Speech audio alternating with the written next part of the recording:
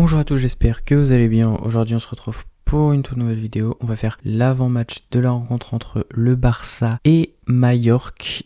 Match à domicile encore une fois pour le Barça. On va commencer directement par parler de Majorque. Majorque, c'est une équipe qui cette année est quand même plutôt surprenante puisqu'ils sont actuellement 7e de Liga. Normalement, c'est une équipe qui se bat pour son maintien. Je rappelle qu'il y a de cela seulement 4-5 ans, ils étaient en 2020-2021 en Liga B. Je ne sais pas si vous vous rendez compte, il y a quand même un assez gros développement du côté de Majorque qui clairement se battait pour la relégation. Il y a maintenant, l'année dernière, ils étaient à 7 points, 15e place. L'année d'avant, ils étaient 9e en 2022-2023, donc plutôt bonne saison. Et en 2021-2022, ils étaient 16e à seulement un point, un tout petit point de la relégation. Donc vraiment, c'est une équipe qui a énormément progressé. Pour aujourd'hui, se battre pour des places européennes, ça c'est le dos de l'Espagne d'avoir Majorque en compétition européenne, c'est pas trop notre problème. Et pour l'instant, ils sont dans les places pour la Ligue Europa. Je sais pas si on se rend compte quand même de la performance. Concernant leur effectif, déjà, je pense que leur meilleur joueur, vous le connaissez parce qu'il est quand même assez connu, c'est Pablo Maffeo. Franchement, je vois pas trop de meilleurs joueurs que lui. Et la bonne nouvelle, c'est qu'il ne sera pas là puisque au dernier match, il a pris un carton jaune et qu'il sera donc suspendu pour accumulation de cartons jaunes face à nous. C'est une excellente nouvelle. En défense, ils ont également un autre latéral qui est plutôt bon, c'est Morica. En général, il fait plutôt des bons matchs contre nous. Au milieu de terrain, ils ont notamment Sergi Darder, un bon joueur de Liga quand même, mais également Dani Rodriguez. Après, je vais pas vous mentir que je suis pas spécialiste de cette équipe de Majorque, donc peut-être qu'il y a des meilleurs joueurs mais que je les connais pas vraiment. Et sinon en attaque, ils ont bien évidemment le seul et l'unique Muriqi, voilà, c'est leur plus gros joueur très clairement. Il est aujourd'hui à 7 buts en Liga. Ils ont aussi Dani Rodriguez qui a 7 passes décisives, voilà, c'est clairement leur plus gros, on va dire, contributeur côté Majorque. Et sinon les statistiques, ils sont vraiment une équipe qui encaisse pas beaucoup et qui ne met pas beaucoup de buts puisque 31 buts marqués seulement en l'espace de 32 matchs, donc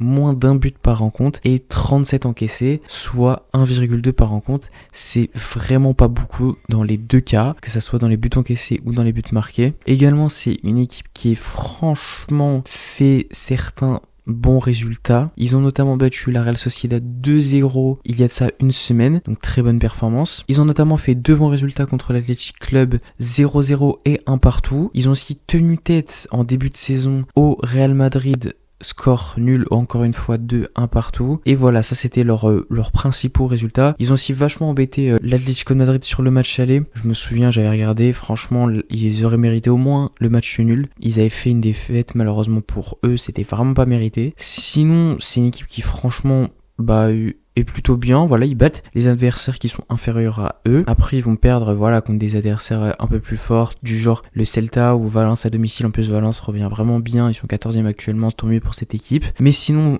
ils font vraiment des bons résultats contre les gros, ils vont chercher des matchs nuls, etc. Et contre les adversaires les plus faibles, ils font le job. Et concernant leur jeu, honnêtement, je les regarde pas assez pour me prononcer sur le sujet. Et je me souviens franchement pas du Majorque-Barça qu'on avait joué. Donc, je ne vais absolument pas m'exprimer sur le sujet. Concernant le Barça, donc déjà ce qu'on peut dire, c'est que Majorque, on les a déjà joués cette année, on leur avait mis une légère tarte quand même, on va pas se mentir. On les avait battus sur le score de 5-1. Alors le score est, je pense, un peu trompeur parce que on était quand même à 1 partout jusqu'à la 56e minute. Après on a un peu déroulé en fin de match, mais en plus c'était la période où on commençait à être un peu dans la merde. Vous vous souvenez de la période où on fait un nul contre le Celta, on fait un nul contre le Betis, on perd contre Leganés, on perd contre l'Atlético. Bref, on avait eu vraiment 5, 6, 7 matchs en Liga où on avait été dégueulasse. D'ailleurs, ce qui avait fait qu'on s'était retrouvé à tout simplement 10 points du Real Madrid à un moment. Mais globalement, sinon, Majorque, c'est un adversaire qui nous réussit extrêmement bien. J'insiste sur le fait de dire extrêmement bien parce que tout simplement, on a gagné 9 fois sur 10 sur les 10 derniers matchs avec juste un tout petit nul en 2023 sur le score de 2-2,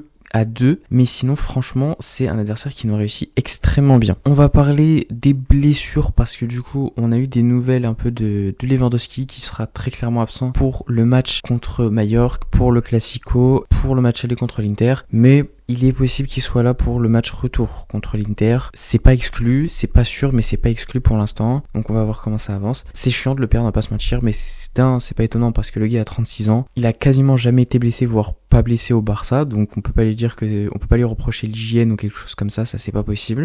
Mais c'est pas une blessure pour moi ultra grave, comme si c'était Lamine Yamal ou Pedri par exemple, parce que on a Ferran Torres qui, je pense, va très très bien remplacer Lewandowski dans le jeu. Il va être largement plus intéressant après avoir ce que Ferran Torres aura à proposer, parce que on sait que lui, quand il rentre en jeu, il est incroyable, mais quand il est titulaire, c'est un peu plus compliqué. Donc à voir. Également, je vous ai dit que la victoire contre le Celta Vigo était très importante, et ça l'a été quand même un peu, parce que, qu'on le veuille ou non, on a quand même repris des points sur l'Atlético de Madrid. Maintenant ils sont à 10 points, ils ont perdu contre Las Palmas 1-0. Donc clairement là c'est fini pour l'Atlético, il reste 7 journées si je dis pas de bêtises. Même s'il y a 21 points possibles, ils vont pas gagner tous les matchs et on va pas tous les perdre. Donc c'est mort pour eux. Le Real Madrid a failli perdre. Vraiment, ils étaient à 2 doigts. Malheureusement, ça n'est pas arrivé. But de Valverde à la 92e sur une reprise de volée de fou furieux. Bon, scénario classique pour le Real. Comme quoi, cette victoire était extrêmement importante, qu'on le veuille ou non. Voilà, honnêtement, j'ai rien de plus à dire sur le Barça parce que Mallorca, c'est une équipe qui, je pense, ne va pas nous poser trop de problèmes. En tout cas, moi, j'attends quand même une victoire facile. Mais par contre, ce que j'aimerais dire et que j'ai entendu, c'est Massène qui disait que maintenant, on arrive dans un moment de la saison, on n'a plus besoin d'être bon et d'être joli à voir jouer. Alors, c'est quelque chose dont j'aimerais parler parce que, pour le coup, je suis totalement d'accord. Je ne vais pas me mettre à dos Massène parce que pour moi, je suis d'accord avec lui dans le sens où, en fait, il a raison. Je suis désolé, il a raison. Pourquoi? Ben tout simplement parce que on a vu toute la saison, l'équipe elle jouait trop bien, elle était incroyable niveau offensif, niveau défensif, etc. Là, on est dans un moment de la saison où il faut juste gagner, il faut juste assurer les matchs. Peu importe, mais vraiment peu importe la manière, on n'en a plus rien à foutre, je vous mens pas, j'en ai plus rien à foutre. Moi je veux juste gagner les matchs, peu importe la manière. Bien évidemment, si on peut exploser le Real 2 fois, on va pas dire non plus, faut pas déconner. Mais en tout cas maintenant, je vais pas cracher sur l'équipe parce que on fait des mauvais matchs. Très clairement non. Bon par contre si on peut éviter de jouer mauvais à chaque match, ce serait quand même sympathique. Mais je vais pas en tenir rigueur parce que toute l'année ils nous ont montré des très belles choses.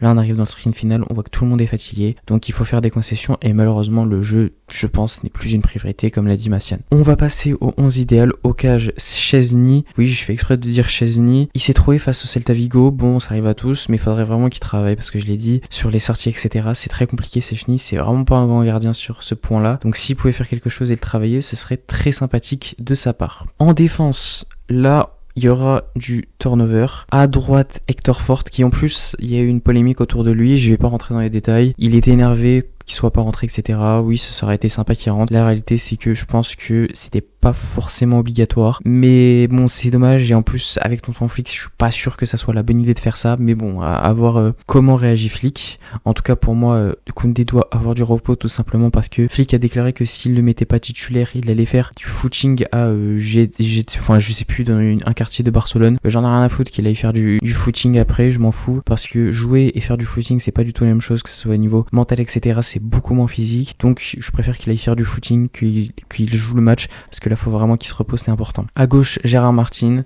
Je n'évoquerai pas plus de Gérard Martin. Franchement, on attend Baldé et puis espérons qu'il arrive, quoi. En défense centrale, là, on reste sur du classique Inigo Martinez, Cubarsí. Au milieu, pareil, classique, double pivot, Frenkie de Jong, Pedri avec Frenkie de Jong un peu plus bas. Et en numéro 10, là, c'est Olmo qui sera titulaire. Faudra le faire sortir quand même, je pense, au bout d'une heure. Ça sera important quand même pour pas le cramer. Et en attaque, là, à droite, Yamal, à gauche, Rafinha. Et en numéro 9, Ferran Torres. Donc pareil, aucune surprise. Lewandowski étant blessé, on part sur du Ferran. Voilà, c'est la fin de cette vidéo. J'espère qu'elle vous aura plu. N'hésitez pas à dire ce que vous en avez pensé en commentaire. Vous pouvez aussi me donner votre pronostic là-bas. N'oubliez pas de me follow sur tous les réseaux, que ce soit TikTok ou Insta, où je republie des segments de mes vidéos, donc vous prenez celui qui vous arrange et vous le regardez. Je suis aussi bien évidemment sur Twitter, je vous mets tous les liens en description, vous n'avez plus qu'à cliquer pour me follow. Et comme d'habitude, n'oubliez pas de liker la vidéo, de la partager, de vous abonner et d'activer la cloche. Et moi je vous dis tchuss.